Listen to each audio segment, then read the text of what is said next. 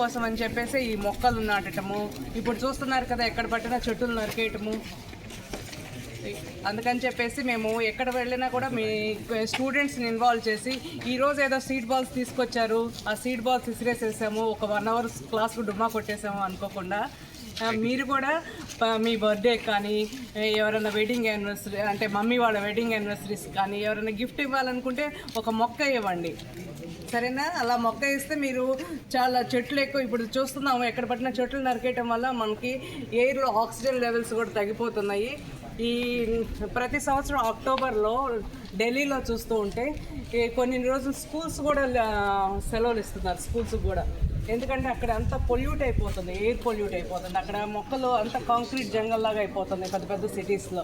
అందుకని చెప్పేసి ప్రతి ఒక్క NGOs కూడా ఇప్పుడు ఎన్విరాన్మెంట్ మీద ఎందుకు ఫైట్ చేస్తున్నాయి, అందరం ఎందుకు ఇచ్చేస్తున్నాం. JD లక్ష్మీనారాయణ గారు ఉన్నారు, అతను రిటైర్డ్ IPS ఆఫీసరు, అతనికి ఏమవసరమో ఇలా NGO పెట్టి ఇంత కష్టపడాల్సిన అవసరము.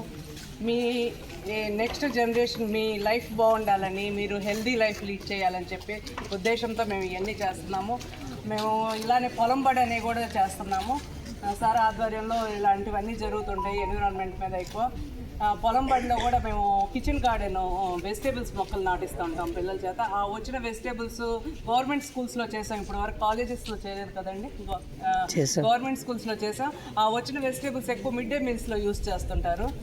పిల్లలు కూడా చాలా హ్యాపీగా ఇచ్చేస్తారు, వాళ్ళకి కూడా ఇంట్రెస్ట్ పెరుగుతుంది మొక్కల్ని ఎలా నాటాలి, ఎలా పెంచాలి, ఎలా సంరక్షించాలి అనే ఉద్దేశంతో.